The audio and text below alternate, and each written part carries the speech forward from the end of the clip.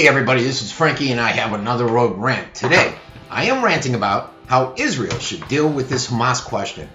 Look, Hamas cannot be defeated by military action alone, and Israel must take other steps, which possibly include embracing the Arab peace offer. Many in Israel believe that the government must toughen their deterrence capacity against Hamas and hit them hard. To a certain degree, I can see the logic in this. But it is a logic of the gut reaction, folks. There are short-term advantages, but there could be a long-term loss inherent in it, and no small amount of danger. Setting off a wave of collective punishment is not just unnecessary, it's unethical and largely ineffective. Unethical because the terrorist grandmother is not necessarily guilty nor responsible for his actions.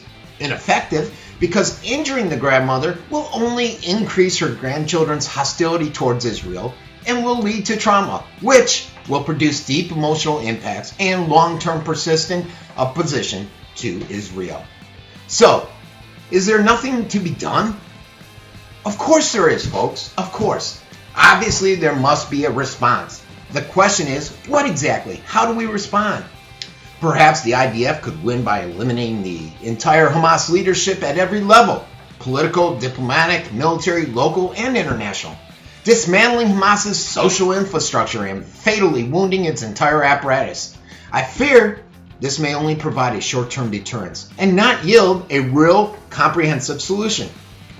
Their real infrastructure is, after all, ideology.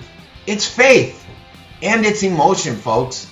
Perhaps they could use the carrot and stick approach, enforce harsh yet accurate attacks against Hamas on one hand, while strengthening the moderate, rational Palestinian camp on the other.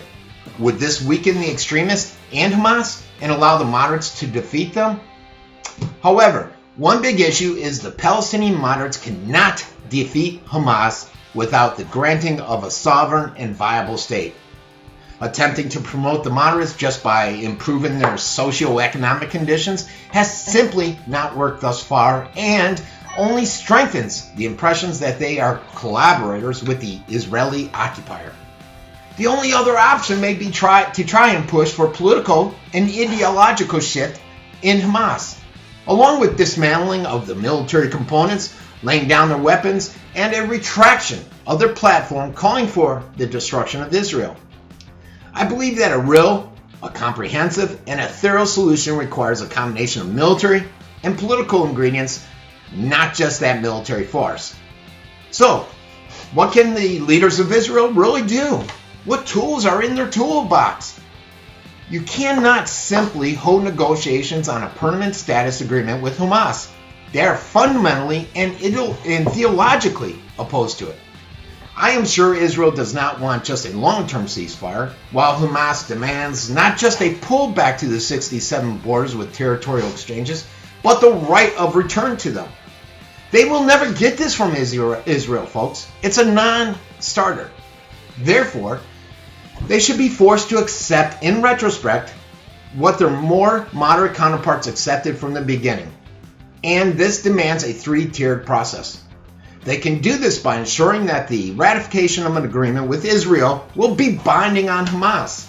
Israel needs to produce a positive response to the Arab Peace Initiative. Lastly, there needs to be interfaith dialogue with the Islamic organizations that do not categorically deny the existence of the State of Israel. This is key, folks.